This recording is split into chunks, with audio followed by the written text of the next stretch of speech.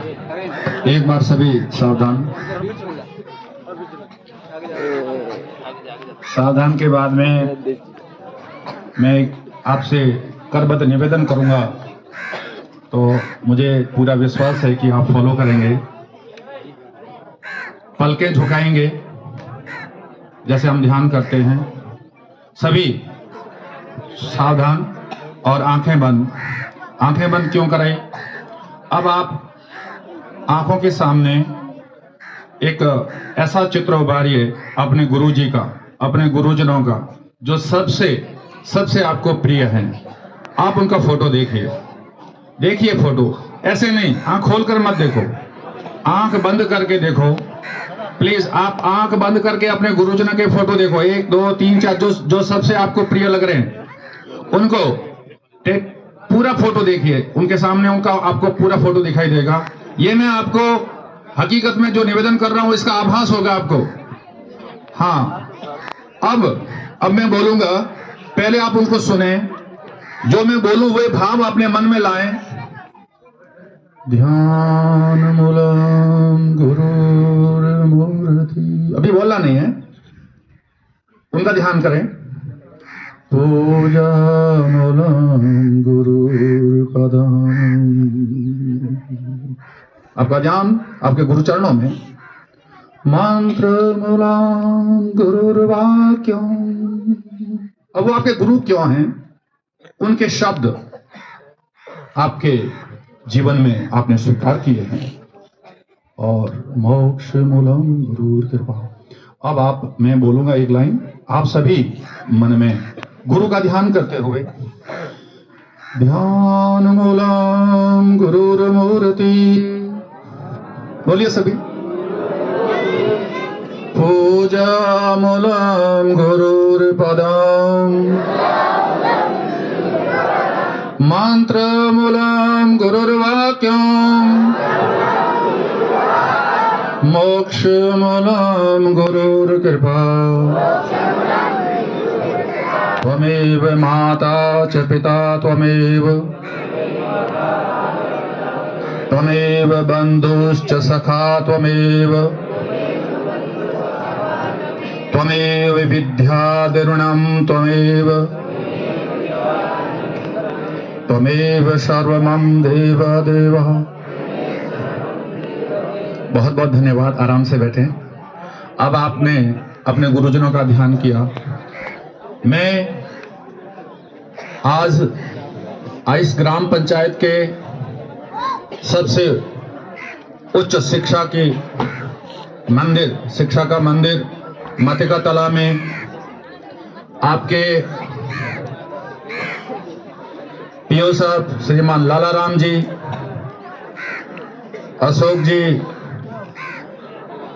सरवण जी, हाकम जी और सभी सम्मानित मंच मेरे गुरुजन और इस विद्यालय के पीओ क्षेत्र से पधारे समस्त गुरुजन, भामाशाह और इस विद्यालय के पूर्व छात्र और वर्तमान में विराजमान मेरे भैया और बहनों, आज का यह पल बहुत ही महत्वपूर्ण है और मैं आपकी ओर से, मेरी ओर से इन गुरुजनों को प्रणाम करता हूं, वंदन करता हूं और इस मंदिर में साक्षात देवी की मूर्ति विद्या देवी को मेरा प्रणाम। बहुत अच्छा लगा, बहुत अच्छा इसलिए लगा क्योंकि मतिका तला में हम इधर आते जाते थे, देखते थे और मैंने आभास भी किया। गत वर्ष भी आया था मैं और इस वर्ष भी यहाँ आने का मुझे अवसर मिला, मुझे बहुत अच्छा लगा। मैं आपको ज्यादा समय नहीं लूंगा, 2-3 बातें आपको बताऊंगा। 2-3 बातें मैं आपको बता देता हूं, मैं किस पॉइंट पर आपसे निवेदन करना चाहता हूं। मैं भी आप ही की तरह ऐसे बैठा था, मुझे याद है, और मुझे विदाई समारोह वो याद है जो प्रथम विदाई समारोह रखा गया था कक्षा 8वीं में। अब वो मैं आपको जिक्र इसलिए करना चाहूंगा क्योंकि जब हम पढ़ा करते थे, हमको जो विदाई दी गई थी, वो समय और आज का समय कितना परिवर्तन हो गया है। मैं परिवर्तन का जिक्र क्यों करूंगा, वो भी जरूरी है। बहुत सारा परिवर्तन हुआ, इस सबका जिक्र तो नहीं कर सकता, पर इतना जरूर कहूंगा कि हम जब पढ़ा करते थे उस समय की परिस्थितियां मैं संक्षेप में रखना चाहूंगा। जब हम पढ़ते थे, हमारे जो लिखने का जिसे आप माध्यम कहते हैं, वो स्लेट हुआ करती थी। स्लेट के ऊपर एक पाटी पेन हुआ करती थी, शायद वो आजकल इतिहास बन गई है। जब हम 8वीं तक पढ़े, तब हमने स्याही वाला पेन लिया था और स्याही वाला पेन हमारे कॉलेज तक चला। तो 8वीं से लगा करके दूसरी तीसरी से जब हम लिखते थे तो एक स्याही का दवात आता था, एक होल्डर आता था, उस होल्डर से लिखते थे। मैं ऐसा क्यों कह रहा हूं? वो इसलिए कह रहा हूं कि उनके पीछे कुछ लॉजिक है लिखने का। क्या समय चेंज हुआ? दूसरी बात मैं आपसे निवेदन करना चाहूंगा कि उस समय जो परिस्थितियां थी, आज आपके पढ़ने की जितनी सुविधाएं हैं उतनी सुविधाएं नहीं हुआ करती थी। बिजली कहां थी? देखने को नहीं मिलती थी बिजली। सोचते थे कोई बिजली होती है, और लालटेन में पढ़ते थे। लेकिन वो पढ़ाई जो उसमें पढ़ने का जो सिस्टम था, मैं 2 मिनट उस पर चर्चा करना जरूर चाहूंगा कि वहां की उस समय की पढ़ाई कैसी थी। क्या समय साथ बदला? समय के साथ साथ में सारे परिवर्तन हुए। आज आप बड़े खुश हो, आज बड़े आप लकी हो कि आपको ज्यादा दूर नहीं जाना पड़ता। मुझे याद है, मेरे गांव से 8 किलोमीटर दूर, बिल्कुल इसी बॉर्डर के पैरेलल, बाखासर गांव में मैं पढ़ा। 8 किलोमीटर मेरे ढाणी और स्कूल की दूरी हुआ करती थी। मैं उस समय के जो गुरुजन हमें पढ़ाते थे उनकी बात मैं रखना चाहूंगा शॉर्ट में। उस समय क्या करते थे, दादी जी हमें घर पर कहानियां सुनाया करती थी। मैं स्कूल से जब वापस आता था, दादाजी पूछते थे कि बेटा आज तूने क्या पढ़ा, आज तूने क्या सीखा, आज आपके गुरुजी ने आपको क्या सिखाया, थोड़ा सा बता। वो बैठते थे, समय देते थे। मैं आपको ये दिल से बताना चाहता हूं, ऐसे तो उन्होंने बहुत सारी चीजें जीवन में सिखाई, लेकिन मुझे एक चीज जो सिखाई, उस एक चीज के कारण सिखाई किसने? गुरुजनों ने सिखाई। साथ में दादाजी 3री पास थे, पिताजी 5वीं पास थे, लेकिन दादाजी समय देते थे पोते को। और उन्होंने जो क्या कहा था मालूम है? मैं आपको 2 उनके वाक्य बताना बहुत जरूरी समझूंगा। वो पूछते थे क्या हिंदी में क्या पढ़ाया, गणित में क्या पढ़ाया। अंग्रेजी उस समय हुआ नहीं करती थी, अंग्रेजी 6ठी क्लास से शुरू हुआ करती थी, तो मैं 4ठी 5वीं क्लास की बात कर, मुझे वो वाक्य याद है। और दादाजी ने कहा स्लेट लेकर के आ। मैं स्लेट लेकर के आया। स्लेट पर मुझे कहा कि तेरे को जो दिख रहा है उनके नाम लिख पाटी पर। मैंने लिखा, तो सामने बकरी जा रही थी, तो मैंने लिखा घोनी। तो क्योंकि वो तो जैसा मेरे मन में आया मैंने लिख दिया। देखो, दादाजी को मैंने एक दिन पहले कहा था कि हमें स्कूल में ये पढ़ाया है। दूसरे दिन दादाजी मेरा मूल्यांकन कर रहे थे। मैं आपको रियली बता रहा हूं, मैंने उस कॉपी के ऊपर, उस पार्टी के ऊपर बहुत सारे शब्द लिखे, लेकिन दादाजी ने कहा क्या था कि जो दिख रहा है वो दिख रहा। मैंने लिखा तब मैंने खेजड़ी लिखा, मैंने आंकड़ा लिखा, मैंने घोनी लिखा, है ना। इस प्रकार से लिखा कि वहां पर दादाजी के पास में बहुत सारे लोग भी बैठे थे, है ना, पास में आते थे हथाई करने के लिए। इनके नाम भी तो मैंने उनके नाम भी लिखा। पता है उन्होंने वो नाम क्यों लिखवाए? क्योंकि उससे पिछले रोज मेरे को दादाजी ने पूछा आज क्या पढ़ा है हिंदी में, मैंने कहा संज्ञा पढ़ाई। अब उस दिन कुछ नहीं कहा, दादाजी 3री पास थे, लेकिन देखो उनका दिमाग। उन्होंने कहा अब बता, जो दिख रहा है वो संज्ञा है, जो पाटी पर लिखा है वो संज्ञा है। लेकिन ये तो प्रश्न किया, जो दिख रहा है वो संज्ञा है, पाटी पर लिखा है वो संज्ञा है। अब यदि आप मेरे स्थान पर होते तो क्या जवाब देते? ठीक है, तो जो दिख रहा है वो संज्ञा नहीं, जो तेने पाटी पर लिखा है वो संज्ञा है। यानी इसे कहते हैं संज्ञा का कॉन्सेप्ट। और आजकल क्या होता है, मैंने एक स्कूल में चार्ट देखा जिस पर चित्र ही चित्र थे, कोई शब्द नहीं था और उस पर लिखा हुआ था संज्ञा, है ना। ये तो ठीक था कि गुरुजी मान गए, मैंने कहा इस चार्ट को या तो हटा दो या इस चित्र के नीचे शब्द लिखो, ताकि जो पढ़ने वाला देखने वाला ऊपर हेडिंग संज्ञा का डाला हुआ, नीचे चित्र लिखा हुआ, ये क्या है। दूसरा दादाजी ने मुझे, उस समय मैं 7वीं 8वीं क्लास में पढ़ता था, तो उस समय एक रेखा गणित का एक ऐसा टॉपिक, सर मैं निवेदन करना चाहूंगा, रियली कह रहा हूं सर, उन्होंने दादाजी गुडाल है ना, गुडाल समझते हो, गुडाल की नींवी दे रहे थे, और गुडाल नींवी दे रहे थे, तो उन्होंने खूंटा गाड़ा एक बीच में, और पांच हाथ की एक रस्सी उस खूंटे पर बांधी हुई और उन्होंने निशान किया। तो वो गुडाल कितने हाथ की हो गई? 10 हाथ की। 10 हाथ की जब गुडाल बनी, 10 हाथ की गुडाल समझते हो, और जब वो लाइन खींची गई थी, वो आजकल के गणित के आप जानते हो उसको क्या बोलते हैं, परिधि।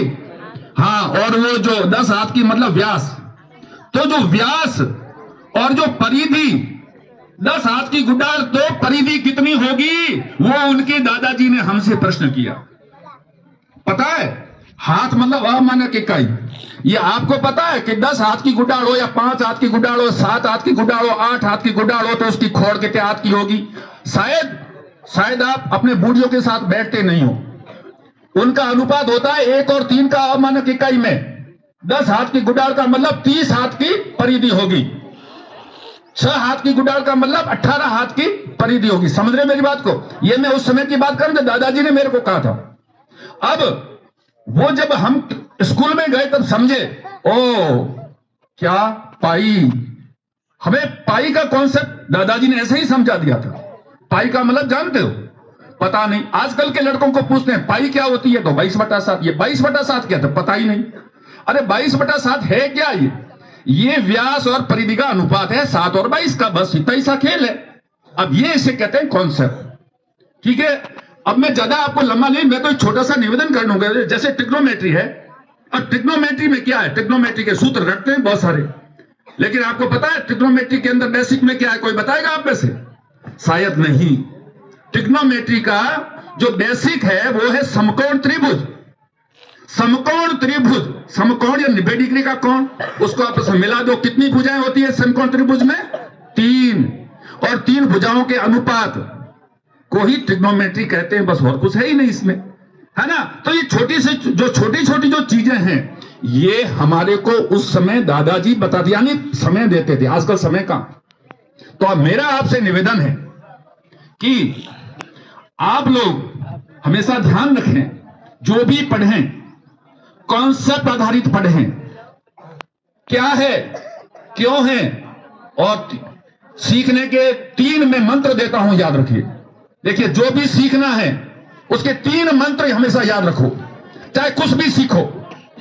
जो भी सीखता है, साइकिल सीखो और कोई सिलाई सीखो, कुछ भी सीखे, उसके 3 स्टेप होते हैं। सीखने के 3 स्टेप होते हैं, सीखने के। What are the steps? पहला, आप में से बताओ क्या होगा पहला स्टेप, पीछे से कोई बताएगा? सीखने के 3 स्टेप। सीखना क्या है पता है? सीखना तो कोई आदमी जेब काटना भी सीख जाता है, लेकिन वो सीखना नहीं। सीखना का मतलब आपके जैसे सीखना। अभी हम देख रहे थे कितने, देखो, अनुशासित बैठना सीखना, बोलना सीखना, बात करना सीखना। मैं धन्यवाद देना चाहूंगा आपके गुरुजनों को, जोरदार तालियां हो जाए आपके गुरुजनों की। ये संस्कार किसने दिए? ये संस्कार आपके गुरुजनों ने दिए, ये संस्कार आपके माता पिता ने दिए। जोरदार तालियां आपके माता पिता को भी देना, क्योंकि उन्होंने आपको यहां भेजा है, उन्होंने आपको शिक्षा के मंदिर में भेजा है, और ये अनुशासन का पाठ किसने पढ़ाया ना। तो सीखने के 3 स्टेप ध्यान से सुन लो, जीवन में कभी भूलना मत। जो भी सीखना चाहते हो, 3 स्टेप्स। पहला स्टेप इंटरेस्ट, रुचि। जो भी सीखो उसमें रुचि होनी जरूरी है, रुचि नहीं होगी तो कोई काम नहीं आएगा।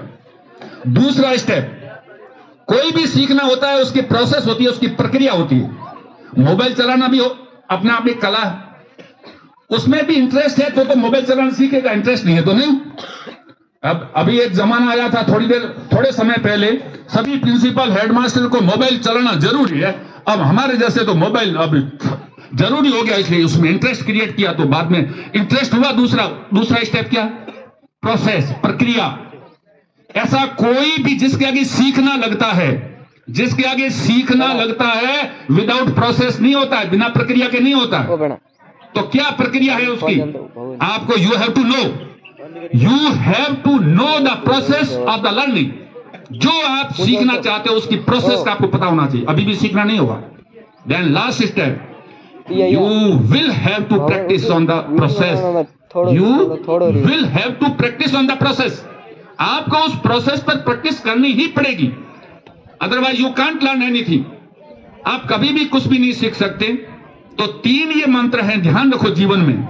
आप जो सीखना चाहो, आप लैंग्वेज सीखना चाहते हो, आप कुछ भी सीखना चाहते हो, उसके 3 स्टेप होते हैं। अभी आप बोर्ड का एग्जाम है, मैं 12वीं क्लास वालों को धन्यवाद देना चाहूंगा कि आप बिल्कुल अर्जुन की आंख की तरह, वो एक चिड़िया और उसका पता है ना, तो बिल्कुल अब आप बोर्ड में लग जाओ। अब तो बोर्ड की जैसे तैयारी करो वैसे करो, लेकिन एग्जाम के बाद में लैंग्वेज पर ध्यान देना। लैंग्वेज पर प्रश्न पूछे जाते हैं, बहुत छोटे छोटे प्रश्न पूछे जाते हैं, और लैंग्वेज की ग्रामर है कुछ नहीं, चुटकियों का खेल है। श्रवण जी जैसे आपके गुरुजी मिल जाए तो कहना ही क्या है, ठीक है ना। मैं चाहूंगा कि आप, मैं यहां आया, मुझे लगा कि आप अंग्रेजी में बहुत अच्छा हो, तो इसके लिए श्रवण जी के लिए तालियां बनती तो है ना, क्यों नहीं बनती, है ना, बनती है।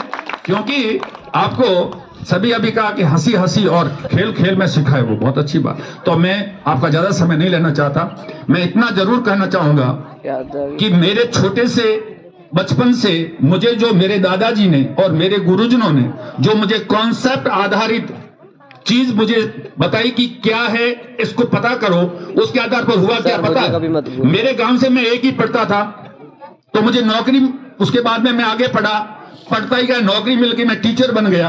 टीचर बनने के बाद में भी वो जो जुनून था ना सीखने का, वो कायम रहा। क्योंकि क्या है, सब पता, उस समय ये ट्रिग्नोमेट्री नहीं होती थी। मैं टीचर बनने के बाद में किसी बच्चे ने पूछा, सर हमें त्रिकोणमिति बताइए, तो त्रिकोणमिति मैंने आप ही की तरह ऐसे बैठकर इन गुरुजनों से सीखा, क्योंकि हमारे समय में ट्रिग्नोमेट्री नहीं हुआ करती थी। आज तो ट्रिग्नोमेट्री है ही नहीं कुछ भी। कोई भी ऐसा टॉपिक जो सीखना चाहे तो सीख सकता है। जब मैं सीख सकता हूं नौकरी लगने के बाद में, है ना, तो आप तो सीख ही सकते हो ना। मेरे कहने का मतलब यह है कि उस कॉन्सेप्ट आधारित शिक्षण ने क्या किया, मुझे टीचर बनने के बाद में मुझे एमटी भी बनाया, मुझे एमटी नहीं, मुझे एसआरजी भी बनाया। मुझे एसआरजी में समझते हो, मुझे ये अशोक जी और इनके साथ में, ये हकम जी और इनके साथ में पूरे राजस्थान के अंदर सभी गुरुजनों के सानिध्य में बैठने का अवसर मिला, उन गुरुजनों के साथ में चर्चा करने का अवसर मिला। और गुरुजनों के साथ में अवसर चर्चा करते थे कि कौन सा टॉपिक, कौन सा पार्ट, कौन सा सब्जेक्ट किस तरीके से कैसे अच्छी तरह से पढ़ाया जाना चाहिए ताकि बालक को समझ में आ जाए। ये सारी की सारी देन मेरे दादाजी की, मेरे उन गुरुजनों की जो मेरे प्राथमिक लेवल के गुरु है। तो आप कभी गुरुजनों को भूलना मत, नहीं भूलोगे ना। और भूलना किसको, माँ बाप को भी नहीं, भूलना उनको भी नहीं। एक बात ध्यान रखना, जिस पेड़ के नीचे बैठे हो, जिस मंदिर के अंदर बैठे हो, और काम ऐसे करके जाना कि निर्जीव के अंदर भी आंख में आंसू आ जाए जब आप यहां से जाओ, तब उनको लगे कि हमारे 12वीं क्लास के क्या बच्चे थे। और मैं एक और निवेदन करना चाहता हूं, जिस प्रकार से भारत के अंदर सर्वोच्च पद होता है, राजस्थान में सर्वोच्च पद होता है, डिस्ट्रिक्ट के अंदर सर्वोच्च पद होता है, और ग्राम पंचायत के अंदर सर्वोच्च पद सरपंच और आपके जनप्रतिनिधि होते हैं, ठीक उसी प्रकार से आपकी ग्राम पंचायत में शिक्षा के मंदिर में जो सर्वोच्च विद्यालय है, वो ये मथे का तला और ये है या नहीं है, उसके अंदर 12 मंजिल की शिक्षा की सीढ़ी है या नहीं है, और ये 12वीं मंजिल पर कितने जने बैठे, हाथ खड़े करो जो 12वीं मंजिल पर बैठे हैं, थोड़ा हाथ खड़ा करें। जो अभी आपके मथे का तला में 12वीं मंजिल पर बैठे हैं, यानी शिक्षा के उच्च शिक्षक, उच्च पद पर बैठे हैं, मैं इनको प्रणाम करता हूं। हाथ नीचे करिए।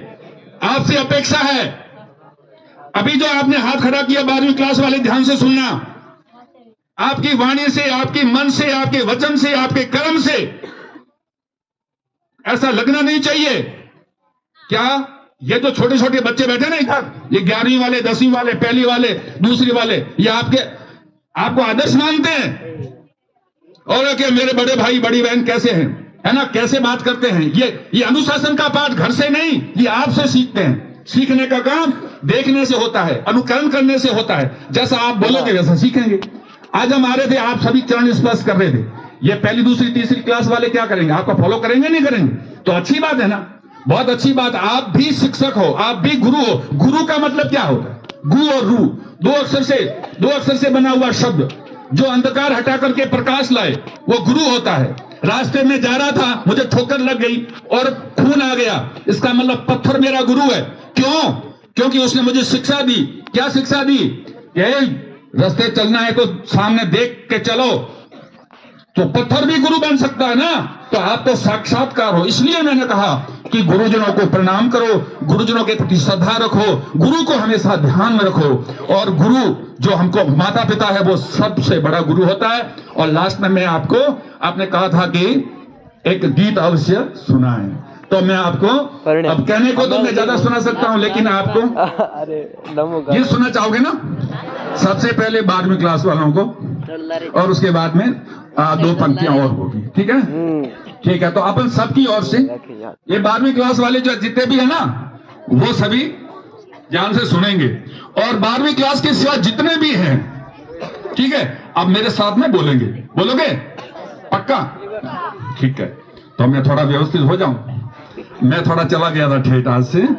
1971 मुझे याद है, 1971 जब भारत पाकिस्तान का युद्ध हुआ करता था, हम क्या करते थे, वो रात को तो लाइट जगा नहीं सकते थे, वो खड्डे खोद करके अंदर ऐसे पड़े रहते थे, और सुबह उठते थे तो पता चला कि हाँ कुछ है ना।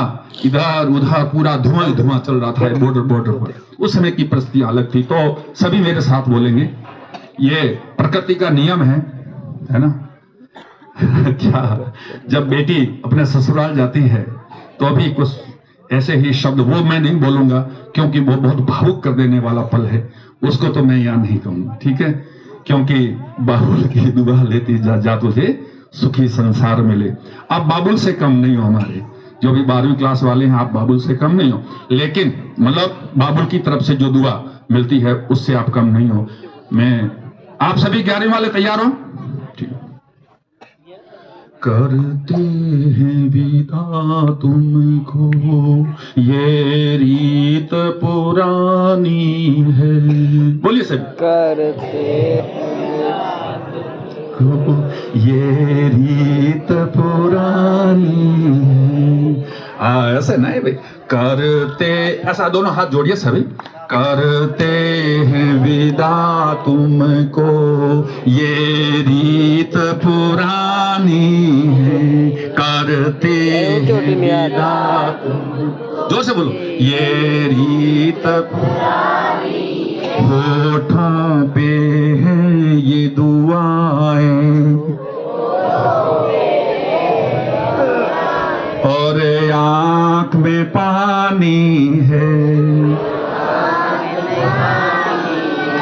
अब एक साथ बोलो, करते हैं विदा तुमको, ये रीत पुरानी, होठों पे हैं ये दुआएं, और आंख में पानी।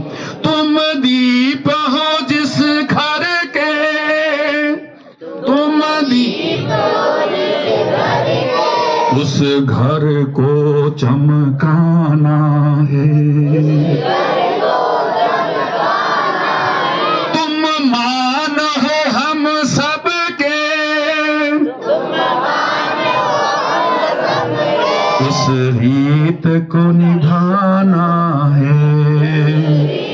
याद रखे, त्यार अगर कमरू पड़े। एक साथ बोलेंगे, करते हैं विदा तुमको, ये रीत पुरानी। शाबाश। होठों पे है ये दुआएं, और आंख में पानी।